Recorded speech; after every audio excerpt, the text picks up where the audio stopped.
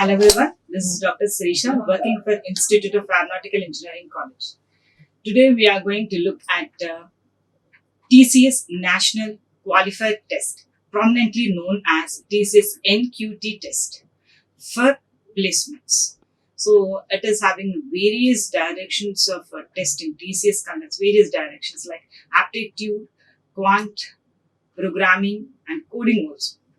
One of the wings I'm going to highlight over here is the programming logics, which is one of the wings in your preliminary test, which is the basic test, the first test which you are going to face, guys.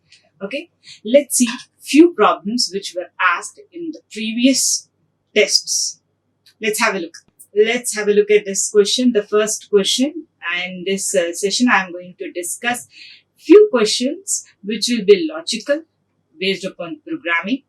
And in general, in the first round, as I said, in the first round, they'll be mostly concentrating on pseudocodes. In general, they'll not be biased to any language, but the pieces of code, if it is a piece of code, then it will be mostly in C language. So guys, please do not leave C, even if you are an expert in Python or Java for your coding ground and you are prepared well for that, but you need to have C in your fingertips to answer the first round. Okay, so let's start with this first question. Have a look at this piece of code which is given in C language. So first of all, read the question and understand the question. They're asking how many times the loop will get executed. They're not asking you what will be the content that will be executed, but how many times the loop is going to get executed, right? So let's have a look. So they have taken a variable I, which is unsigned int data type, and it is initialized to 10. Okay, and there is a while loop which they are taking, and they are saying that the condition which is placed inside it is whether the value of I is greater than or equal to 0. Unless the condition fails, this is going to work, right? So at the first look itself, you'll see that the value of I is 10 and the condition is they're checking for greater than or equal to, and within the body you have a decrement operator. This is nothing but I is equal to I minus 1 if you expand, right? So it's obvious that on the first shot itself you might be thinking that from 0 to 10 it is going to take, right? So it is first it will take 10, then 9, then 8, then 7, 6, so on, 1. As they have given equal to also, it will take even 0 also. So how many values? 11 values, right? So I've seen in many students in the first shot itself, they'll write and they'll take the answer as C. But it is a big mistake. Let me explain you why. Because they have chosen the data type of int as unsigned, right? So what is unsigned? It is a predefined keyword which is present in C, which is prominently known as a modifier.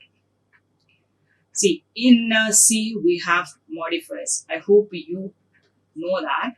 Modifiers, they are broadly classified into two categories: quantifiers and qualifiers. Nice. Quantifiers, the word itself tells you that it depends. It is talking about the size, that is in terms of bytes. So quantifiers. Next, qualifiers, it is talking about the range of the values that they can take, signed and unsigned. Right? So here unsigned is the keyword which is being used and which is going to modify the data of I. It is going to change the range of the integer. So so as it is specified as unsigned, it is not going to take negative values. So its range will be from 0 to 65535. So as soon as the value of I, say from 10 to 9, it is being getting decremented, and once it reaches 0, With the next decrementation, it will take the value 65535 rather than -1. This happens just because of this keyword unsigned, right? So as 65535 is still greater than 0, with the next decrementation 65534, and this cycle goes on and on and on and on. It never ends. So the right answer for this one is infinite. Right answer is infinite number of times this loop is going to run. Right? So guys, please be aware. So the most of the placement of the first round will try to confuse you based upon this signed and unsigned. If the data type which they have provided you is signed is the default one, even if they mention or not, it is okay. So signed int, or you just say int, it is one and the same, right? So if they explicitly give signed, it is okay. It means that it is going to take negative values. Then your answer 11 will be true, but not for unsigned. So please be careful, guys. Read the question properly. Understand each and every line of the code. Okay, let's move to the next one. It's a simple pseudocode they have given. The previous question was based on C, but this is a simple pseudocode. So they have taken an integer, declared an integer n, a string s. String is nothing but collection of characters. And they have read the value of s, or you can say that static declaration of s, the string is read write. Right? So to make you understand, they are talking about a function string of length. So string of length, and the parameter which they are passing to it is s. So it is so obvious that it is this function is going to return a value which is the length of the string, pass it to it. So here they have passed the string s. So what will be the length, which is 1, 2, 3, 4, 5, 6, 7, 8, 9. So n is holding the value 9. Now they want to see the display of, or print. Print is nothing but display function, right? Display of n XOR 1. XOR is nothing but a bitwise operator. Bitwise operator. Bitwise, the word itself tells you that it is going to work on bit level data. That is, even if you pass a decimal value to that, it is going to convert it into bits, that is ones and zeros, and then it is going to perform the operation, and the system is going to revert the answer by converting the result into decimal format, because we humans understand only decimal data, right? We do not understand binary number system, but system understands only binary. So system level calculations are bitwise, and they are very fast when compared to remaining operators or any other calculations. So ALU is directly going to work with bits. So that is a short story on bitwise operators. Now let's have a look at this one. So n is equal to 9. So they are trying to calculate 9 XOR 1. So how to calculate this one? So 9, when you convert that into binary, it will be 1001. And the 1 is 0001. So the XOR of bits says that how it works is, or you can even call the truth table, right? You might have prominently heard that the truth table, say X and Y, 0001, 1011, X exclusive XOR Y inclusive or XOR. Okay. So where will be, if the data is same, it will return 0. If they are different, it will return 1. If they are same, as I said, it will return 0. Here 0 is nothing but it is talking about that the result will be false. 1, it is saying that the result will be true. Okay, so let's calculate. So 1, 1, it will be 0, 0, 0. As 1, 0, it will be 1. This is the final. Fine. So convert this. Again, convert this. So while printing, it is not going to print a binary value. It will not going to print 1000. It will convert it into decimal value and then it is going to print, which is 8. So 8 is the right answer for this question. Yes, sorry. I have seen most of the students, the question is simple, but they get maybe it is the situation where they are sitting because it is placement, their career turn. They may get tense, but please guys, if you practice well, you will not be in such a situation. XOR always says that if the data is different, the result will be true or else it is false. Okay, if it is same, then it is false. Okay, this is a simple question. Let's have a look at this question. You can purely see that this is a function or the whole function is written in C programming language. Guys, by looking at int main itself, we can come to that. So you can see that here in one or the other way, recursion is used. Can you identify this? Just have a look at this. Main. Compiler starts compilation with main function. Am I right? So this would be the first step. In terms of function calls, I'm going to number it based upon function calls. Okay. So main, the first call. In return, it is going to call display. That will be the second function call. So go to the second function call. The control will be over here. Then it is calling main. Display function is calling main, right? So control will be here, which will call display again. Go to display. Display will call main. Control comes over here. Main is calling display. Display control will come over here and this is going to call main. From main again 8. This is a cycle going on. So, in general, I hope you remember the concept of recursion. So, what do you know about recursion? A function calling itself. So, for example, fun is a function. If in the body itself, if it is calling itself, then we call it as recursion, right? So, recursions are of two types, my dears. Direct and indirect. Okay, so the example which I have written is an example of direct recursion. A function calling itself is direct recursion, whereas in the given question, this is a case of indirect recursion, where there are two functions who are calling each other. A is calling B and B is calling A. They are calling each other. So such a function call or structure of function calls is nothing but indirect recursion. Even this comes under the category of recursions. Okay.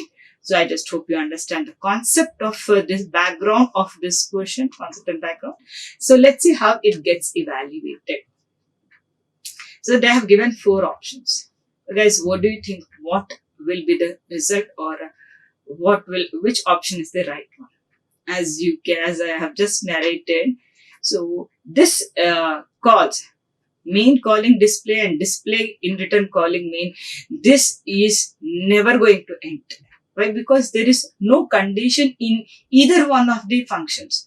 Neither main is carrying any condition to come out of this infinite loop, nor display is carrying any condition to come out of this infinite loop, right? So they are in a secret maze where there is no gate to come out of it, right? So obviously, as you can see that the compiler is going to start with the main function. First, A will be printed, display will be called, display is going to print C, and then call of main function, it will print A, and again display C, it will print again when main A, and this goes on. As I said, there is no condition in either of these functions to come out of this maze. So it will go with the infinite times, and the option D is the right answer. Okay, so just looking at the two statements, please, and there is no condition. Just don't think that it is hey C. Please don't do that. Okay, so read as I said. First of all, guys, whenever a question is asked, there will be some of the other hidden basic structure which they are trying to project. If you are good at the basics of any programming language, it will be cakewalk for you to crack this deal. Okay, let's see the next one. Have a look at this piece of code. Looking at the first statement and the initialization of variables itself, you can see that it is a C program, right? So what do you think, guys? They have taken two variables I and j, and a huge statement is given, or combination of statements is given inside the body of for, right? So let's see what is it. So we all know that for loop in C language have three parts: part 1, part 2, and part 3. Part 1 talks about initialization, part 2 talks about condition, part 3 talks about updation, right? So even if you omit one of the parts, it is going to work. It is not a syntactical error, and each and every part can be a combination of any number of parts, pieces. Like in initialization, you can initialize more than one variable. In condition, you can place any number of conditions, but they must be connected with logical operators. And in the updation, you can update any number of variables. No problem. If you want to omit all the three parts, P1, P2, P3, I don't want anything, just put two semicolons and close it. Even this works. And this works as an infinite loop because there is no condition.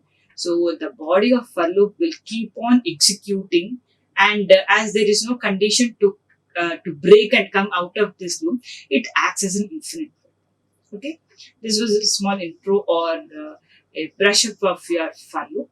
Let's have a look at the question they have here. So they are saying that the value of I is 1 and j is 1. This is the part 1, I can see. Part 1 of our, based upon the syntax, that is initialization part. Coming to the condition part, that is I is less than or equal to j, this is our part 2, right? Then I incrementation followed by j decrementation is part 3, right? This is the updation part. As I said, you can have any number of variables that are updated, any number of variables that are initialized, and conditions also you can have any number, but they must be connected. That means the resultant must be a single value, either true or false. So that for loop is going to decide whether it is supposed to continue or not. I hope you got the point, right? Very good. Let's follow. So these are the three parts. Let's see. So I and j are initialized to 1 respectively. Then 1 is, let's substitute the value. 1 is less than or equal to 1. The condition is true, right? So the body will be executed. The body of this for loop is a single statement, print statement, which is trying to print the value of I. So 1 will be displayed. Go back to the updation part. In the updation part, that is the third part, I is going to get incremented. So its value will be 2, whereas j value is getting decremented, its value is 0. So before entering the body, it will again go and check part 2, which is the condition. So condition over here is 2 is less than or equal to 0, which fails. So, and it comes out of the for loop. That is the end of the main with the written 0. So only thing that got displayed is 1. So the result will be C, which is 1. So most of the students have seen that their first and foremost point they'll be thinking is, I can see a comma in for loop, but there should not be any comma in for loop body. So it is compilation error. Syntax is wrong, so compilation error you will get. Note dears, please remember any number of variables can be initialized and updated. Okay, right. Let's go to the next one. Have a look at this one. Guys, they're talking about a while loop. Right? There you can see, broadly speaking, in this whole program, 3 operators are there. One is not, next is or, logical or, and tilde. Right? Not, negation, logical or, not. So a logical or, you all know, it says that if at least one condition is true, I am true.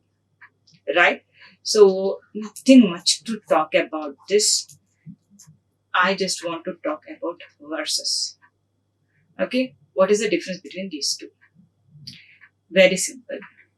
Coming to this first one, it tells you that if the value that is placed, both are unary operators. The first and foremost point, both are unary operators.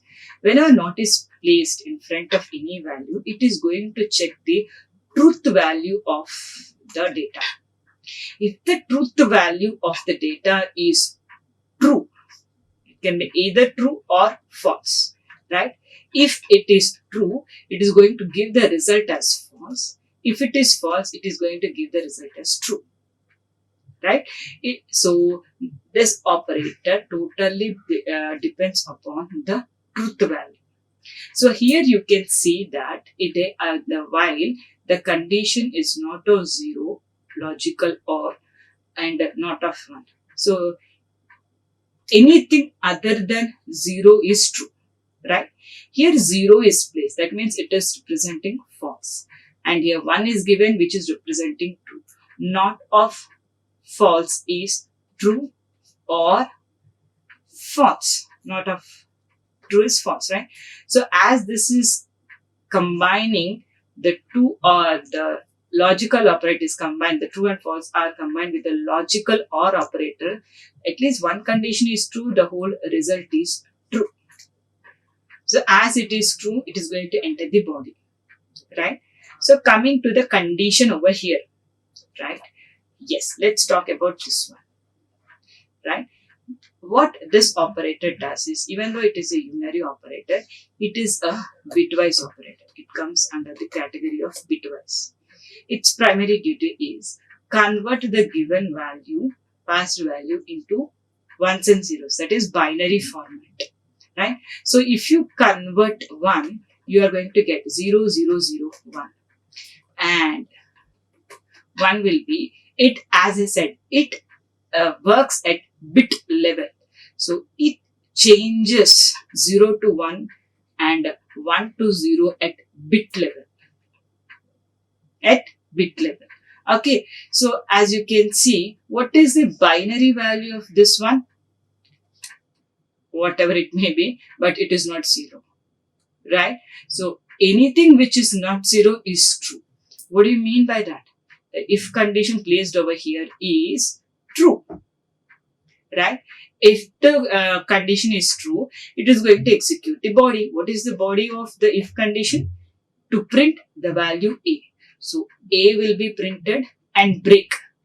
Break is an unconditional control structure which is used to place within only loops, except switch, right?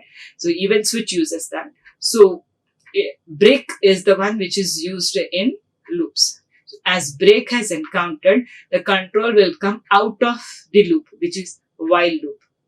So broadly, if you talk, break is placed within the as the part and parcel of while loop, within the body of while loop. So it will come out of the while loop, right? So the only thing that got printed is A. So A is the right answer. So I hope you can understand the difference between these two operators. They look similar. In many books, you can see that they will be used in interchanging way, but it is not. They are not same. So the first one talks about the truth value, that is as a whole, cumulatively, collectively, whether it is returning, for example, say not of or not of hello. What do you think? What it is? It is false, because hello is a string. It is something which is other than 0, right? So it is truth value, its truth value will be true and the negation of that will be false, right? So please keep that. But bitwise operators work on bit level, right? So it will convert the given decimal value into binary. So it is going to change all ones to zeros and 0 to ones, and then it is going to convert the final value into decimal number system. Okay, that's the basic difference between these two operators. Please make a note of that. So let's go to the next one. It's a logical one, nothing much over here given. So have a look at this piece of code, where you can see that the value of x is 25. And yes guys, what do you think? Most of the students I have seen, they are saying that as if, in the if condition, they have given semicolon, right? So it will be compilation error, ma'am. So in the syntax of if you have learned syntaxes properly, then they'll precisely say that do not put semicolon for if after the condition. Even for loop, after the set of condition, do not put semicolon. Even for while, do not put. You might have learned that, right? But rarely faculties talk about this here. It is not a syntax error. No. The one who have designed C have never told that do not place. They have said do not use it if you want the body of the if or while or for is supposed to be executed. The condition is true. If you want a set of statements, that is the compound statement or a single statement to get executed, do not use that. Okay, why they give it? If what, then what is the meaning of this statement? The meaning of this statement is condition is given. Even if the condition is true or false, it is not having any body to get executed. So this is a statement with the no body. It means just that. Nothing more than that. It is not a syntax error. Okay, fine. So here, that is the main crux. You know that, now you know the answer also. So let me trace this. X is 25, initially declared and initialized as 25. And here I'm trying to check whether X is equal to 30 or not. That is, I'm trying to check 25 is equal to 30 or not, but the condition fails because they are not equal. Even if it fails, no problem. The control will go to the next statement, which is saying that override the value of X with 50. So within the memory, it is going to override the 25 with 50. Now check, is it, if condition is X is equal to 25, is X is equal to 25, the current value of X is 50. It's not 25 anymore, right? So the condition fails. So it goes to the else part. In the else part, it is going for a decrementation. So the value of X, which is 50, will be decremented to 49. At the end of the day, you are going to print the same. That is the output of this main function is what is the value of X at the end of the day after all these many operations. And it is 49. C is the right answer.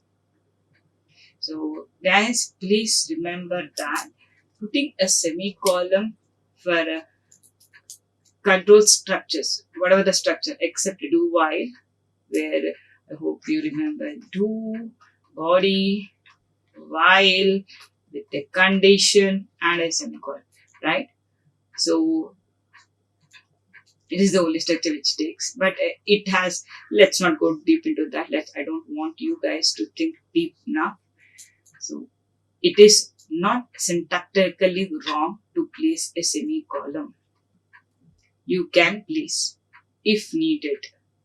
Where you do not want the body of that if a condition you're trying to check a condition and you do not want to proceed in further way, even if the condition is true or false, then put a semicolon.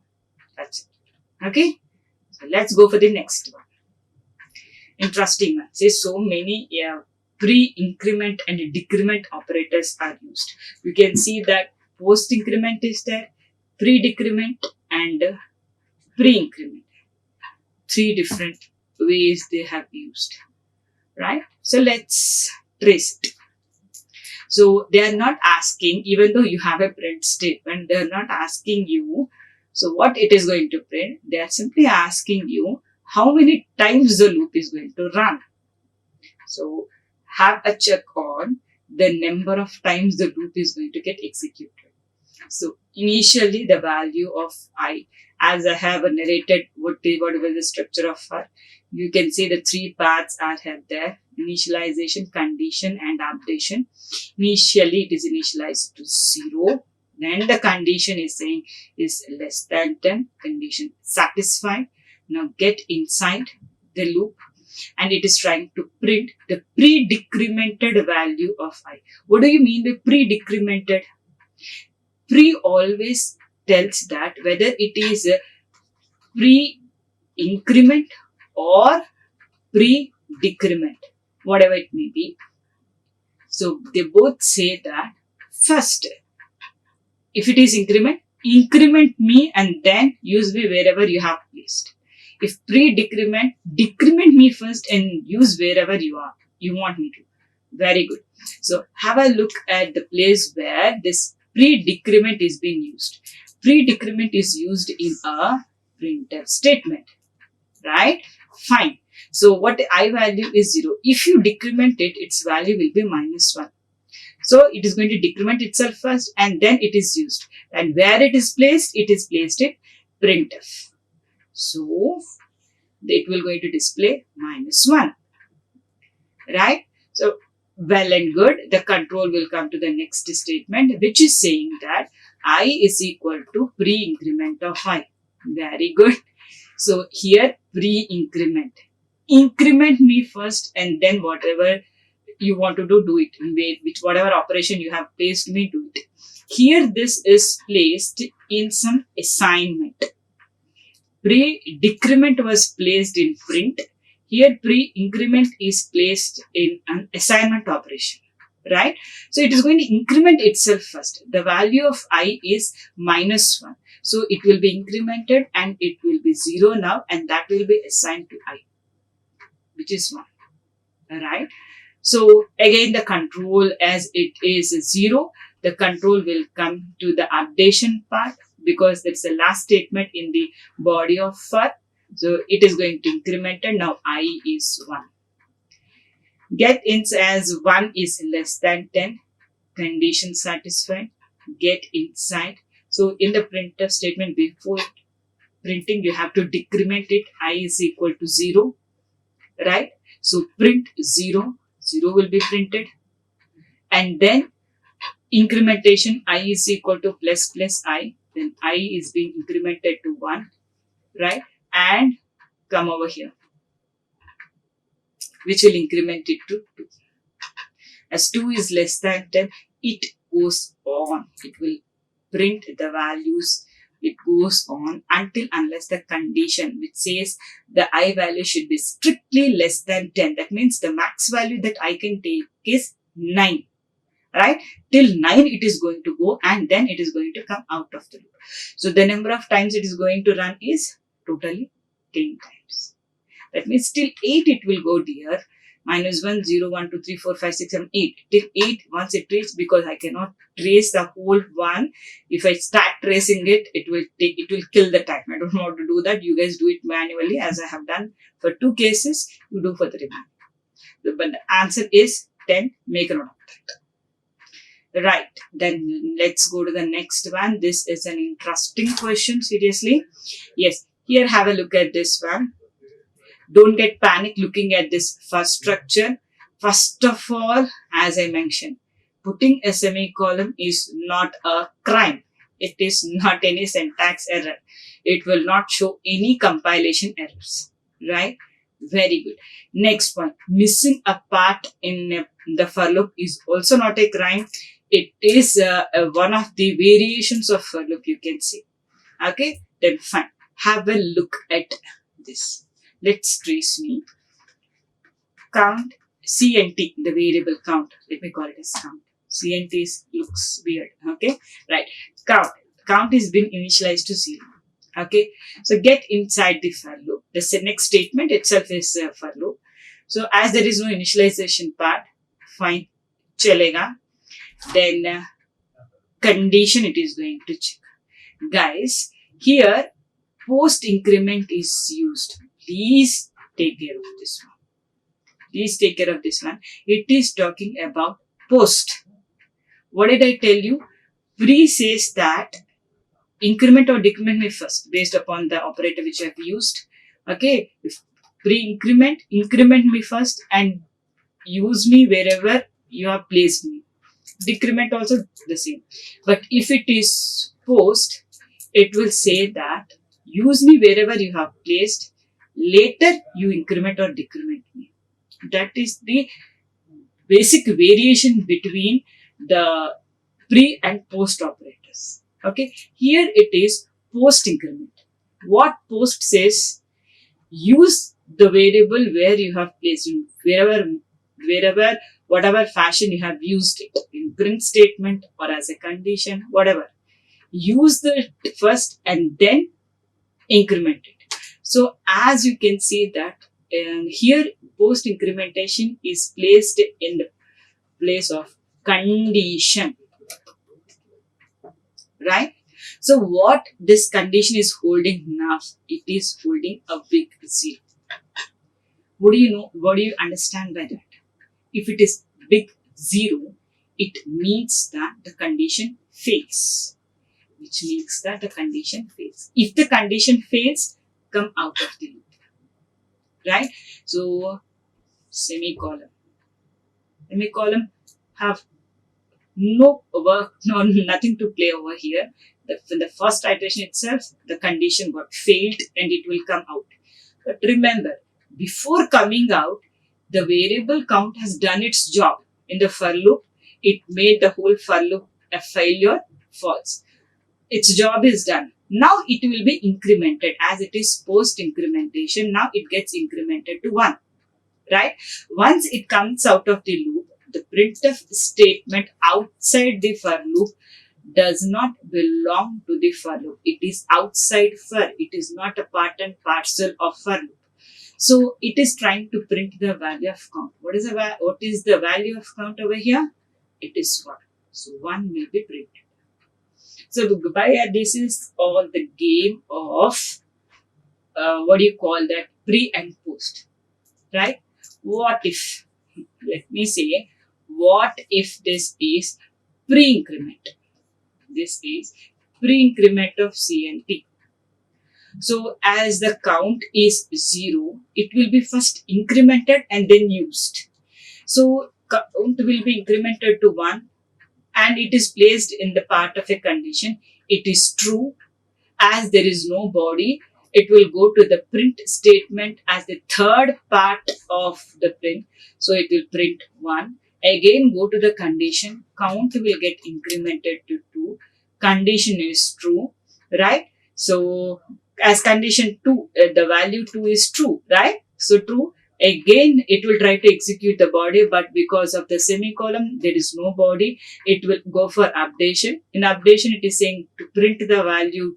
So the value is 2 and this goes to an infinite loop. As this value is never going to stop. You keep on incrementing, right?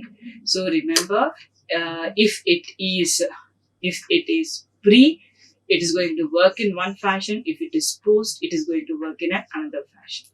Please remember that. And and please do not think that they have placed an operator. That means an operation within the condition, it is syntactically wrong.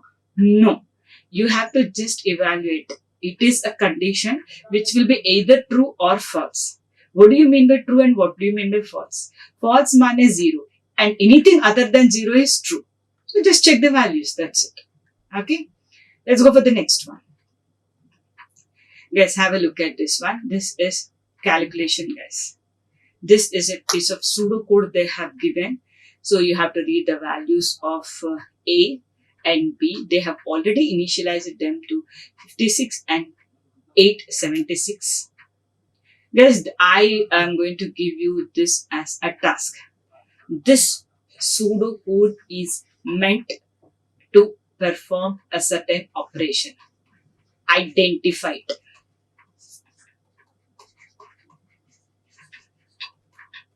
This is the task. It is a simple function where it is taking two values, 56 and 876. It is taking a temporary value, 2 is t, and it is initialized to 0. And the while loop is working in such a way that unless the value of b is not equal to 0, it is going to perform the body. Right? Identify. I'm not going to tell you. You just identify. And thanks for listening this video. I'm thankful to you guys, and please do watching. I'll be continuing with this TCS NQT videos till the exam start. Right? Thank you. Like, share and subscribe. Hit the bell icon for more updates.